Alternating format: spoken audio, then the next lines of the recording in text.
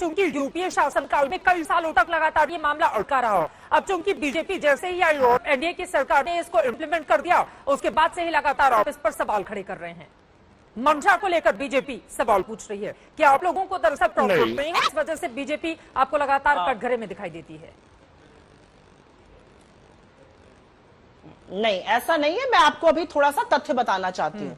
Supreme court के सामने उस समय जो साक्ष्य रखे गए थे, उस पर सुप्रीम कोर्ट ने कहा था कि हम, और सुप्रीम कोर्ट के जजमेंट में भी कई कई जगह लिखा हुआ है कि हम कुछ चीजों में एंटर नहीं करेंगे बिकॉज ये एग्जीक्यूटिव की डोमेन है। और इसीलिए कांग्रेस पार्टी ने हमेशा से ये मेंटेन किया है कि इसका फैसला सुप्रीम कोर्ट नहीं, संसद की जेपीसी को करना चाहिए। हम सुप्रीम कोर्ट कभी नहीं इसीलिए नहीं गए थे क्योंकि इसका फैसला जेपीसी को करना चाहिए। आप लोगों की जानकारी के लिए मैं बताना चाहती हूँ, एक तथ्य आपको और बताना चाहती हूँ चित्रा जी।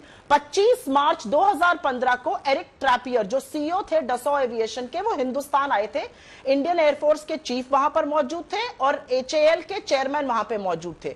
उनकी प्रेजेंस में उन्होंने कहा था कि एचएएल और डसॉ की बात चल रही है, हमारा एमओयू जल्दी साइन होगा। ये 25 मार्च 2015 की बात है। 26 मार्च को डसॉ का अग्रीमेंट 24 घंटे के अंदर रिलायंस के साथ साइन हो जाता है। 10 दिन पहले प्रधानमंत्री के फ्रांस जाने के, जो 10 अप्रैल को प्रधानमंत्री जी फ्रांस गए थे। अब मैं एक बात आपको और बता देती हूं, ओलांड जी की बात हो रही है, मैक्रोन जी की बात हो रही है, इन दोनों के अलावा रिलायंस की भी तफ्तीश कर रही है ये पब्लिक प्रोसिक्यूशन सर्विस फ्रांस की। ये बताना यहां पर जरूरी है क्योंकि यहां पर सुप्रीम कोर्ट की बात हो रही है। सुप्रीम कोर्ट के सामने सरकार ने भ्रमित करते हुए कहा था हमने सीएजी को साक्ष्य दे दिए, जबकि वो कागज दिए नहीं गए थे। ये बताना जरूरी है।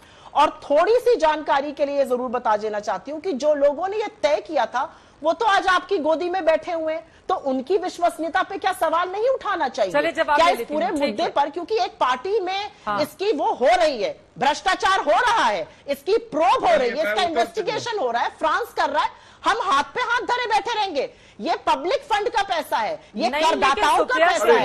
ये बता रही है कि सुप्रीम कोर्ट के भीतर सरकार ने गलत बयान की, गलत तथ्य रखे और देश की सुप्रीम कोर्ट ने सरकार की बातों को मान लिया। जी हाँ, मतलब ये बात अगर आप कहेंगे तो सोचिए सीधे सीधे सुप्रीम कोर्ट पर सवाल उठाना नहीं हो जाएगा क्योंकि उसकी जितनी भी टिप्पणी है इस पूरे मामले में वो काफी अहम हो जाती है। चित्रा जी, मैं उत्तर दे दूं जरा, इनको जानकारी थोड़ी कम है। मैं बहुत अहम टिप्पणी ही कर रही हूँ। मैं तो फिर से कह रही हूँ, जिन लोगों ने ये जजमेंट दिया था वो आज आपकी गोदी में बैठे हैं, बिना नाम लिए मैंने सब कुछ बोल दिया यहाँ पर। मैं एक चीज और बोलना चाहती हूँ, प्रधानमंत्री जो किसी की ब्याहता पत्नी को 50 करोड़ की गर्लफ्रेंड कहते हैं, वो हमसे उम्मीद करते हैं हम शालीन शब्दों का प्रयोग करेंगे। और एक बार जो बार बार झूठ बोला जाता है, राहुल गांधी जी ने प्रधानमंत्री को चोर कहने के लिए माफी नहीं मांगी थी, सुप्रीम कोर्ट को गलत कोट कर देने के लिए माफी मांगी थी। ये मैं आपको ऑन रिकॉर्ड बोल रही हूँ, इसको जितनी बार चाहिए रिपीट कर दीजिएगा। उन्होंने सुप्रीम कोर्ट को गलत कोट किया था, इसलिए उन्होंने रिग्रेट किया था। नहीं, जुड़ा हुआ नहीं था। चौकीदार की चोरी तो दिख गई, चौकीदार की चोरी फ्रांस में देखिए हो रही है तफ्तीश। चौकीदारी ने तो देखी। चित्रा जी शांत हो जाए, लगता है इतना कमजोर बैटिंग करती है कि बाद में भी बोलती रहती, घबराई रहती है कि मैं बोल नहीं पाई, लोगों को समझा नहीं पाई। सबसे पहले तो खानदानी चोर, मेरी घबराहट की चिंता मत करिए, अपनी बात करिए। चित्रा जी को शांत करा